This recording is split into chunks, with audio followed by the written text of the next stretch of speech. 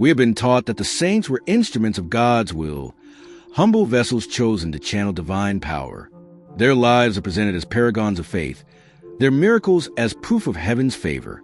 But what if that is only half the story? What if some saints were not just instruments? What if they were masters of science so powerful, a knowledge so ancient, that it could be mistaken for divine intervention? We see glimpses of famous saints, but with a strange heretical twist. A halo that glows with the symbols of the zodiac, a saint healing not with prayer, but with a gesture that seems to channel raw energy. For centuries, the church has presented us with a sanitized version of these lives. The truth is that their miracles may have another explanation, an explanation rooted in a hidden tradition, a secret science that the church had to absorb in order to control. In this video, we will open the classified dossiers of two of the most brilliant saints in history. We will explore the evidence that their divine gifts did not come from heaven alone, but from a forbidden and ancient well of knowledge. If you want to know the magic behind the miracles, subscribe now and join our investigation. To understand the secret of the saints, we must first understand the world they lived in, the world of medieval Europe. This was an age drenched in belief. The air itself was thick with the presence of God, angels, and demons. Magic was not a fantasy. It was a real and terrifying force. A farmer's crops could be blighted by a curse. A nobleman could be seduced by a love potion. A village could be plagued by a creature summoned from the darkness. In this world, the Catholic Church was locked in a constant war for control. Its greatest weapon was a claim to monopoly on the supernatural. Only the Church, through its sacraments, its priests, and its saints, could legitimately channel the power of God. A miracle performed by a priest was a sign of divine authority. But a miracle performed by a woman in a village using herbs and chants was witchcraft, a sign of a demonic pact. The phenomenon might be the same, a person being cured of a sickness, but the source determined whether it was holy or heretical. This created a dangerous and powerful dilemma. The church needed miracles. It needed saints who could heal the sick, levitate, and receive visions to prove to the masses that God was on its side. But it also lived in mortal terror of independent practitioners of magic who threatened its power.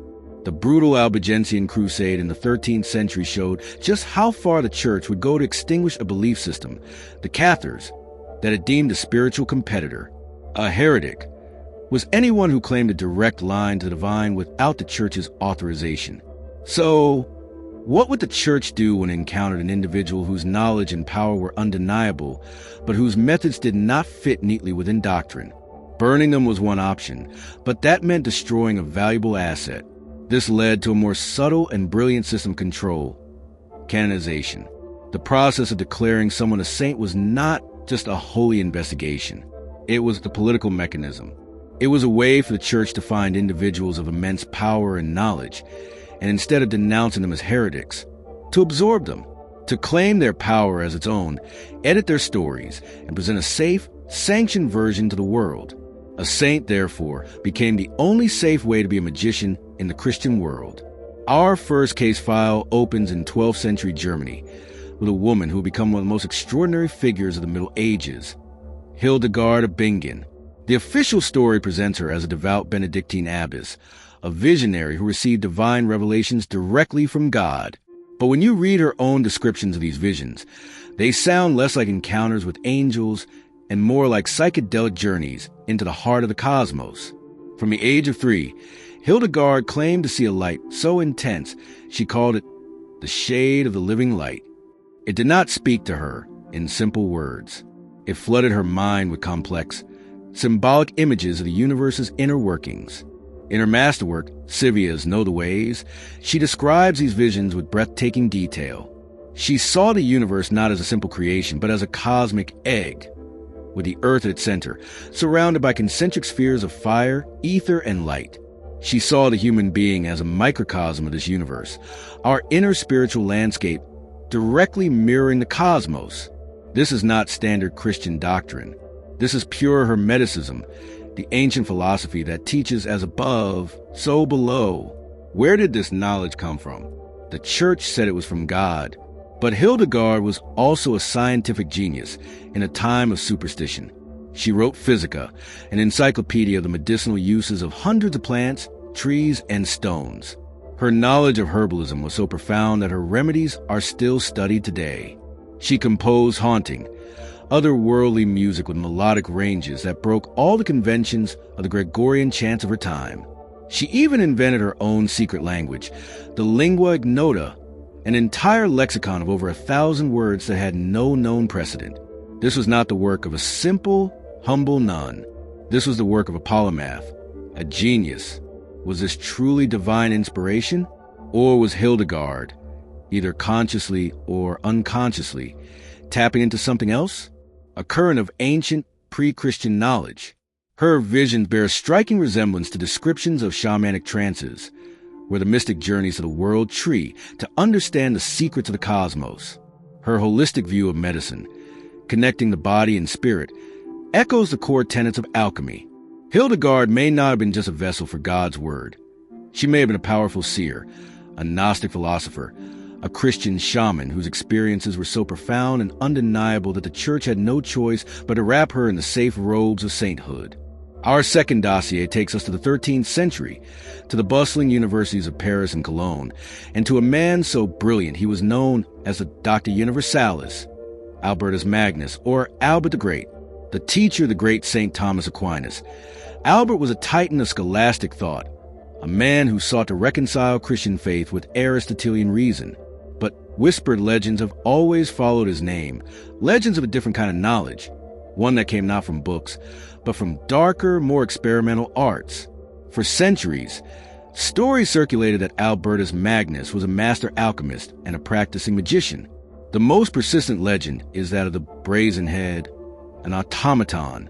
The stories claim Albertus spent 30 years building a mechanical head made of brass, using arcane astrological alignments and alchemical formulas. This automaton, it was said, could speak, answer any question, and predict the future. His own star student, Thomas Aquinas, was supposedly so terrified by the demonic talking head that he smashed it to pieces while Albert was away. A fanciful story, perhaps, but it points to a reputation for knowledge that went far beyond theology. Albert's official writings give us clues. He wrote extensively on chemistry, mineralogy, and botany with a passion for direct observation and experimentation that was unheard of in his time. But if you read them with a knowing eye, they are filled with alchemical principles. The great work of alchemy was not about turning lead into physical gold. That was a metaphor for the uninitiated. Its true purpose was the purification of a substance to its perfect state, a process that mirrored the purification of the human soul toward enlightenment. Albert's work fits perfectly within this tradition. He wrote of the virtues of stones and their connection to the planets. Pure astrology. He detailed the processes of distillation and sublimation, the core practices of laboratory alchemy. Was he simply a brilliant natural philosopher, as the church maintains? Or was he something more? A true magus, a Christian wizard who had mastered the hidden laws of nature. His knowledge was so vast, his reputation for strange powers so widespread, that perhaps the only way the church could contain his legacy was to sanctify it.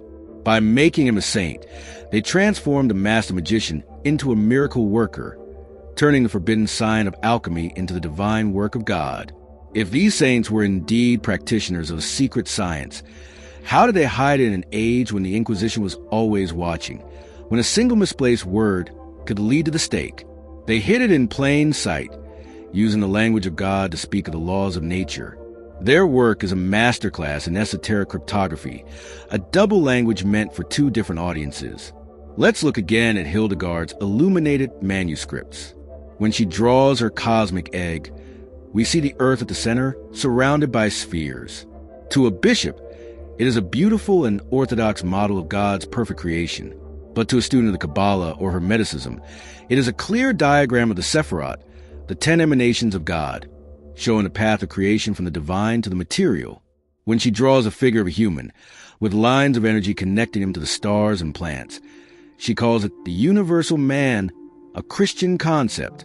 But an occultist would immediately recognize it as above, so below principle, a diagram of the microcosm and the macrocosm. Now consider Albertus Magnus. When he writes about the properties of sapphire stone, he speaks of its ability to cool the passions and make peace between enemies. To the layman, this is pious folklore.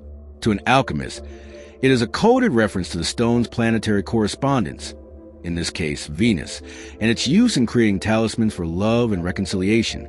His entire body of work can be read on these two levels, as Christian philosophy for the uninitiated, and as a practical manual of natural magic for those with the keys to understand the code.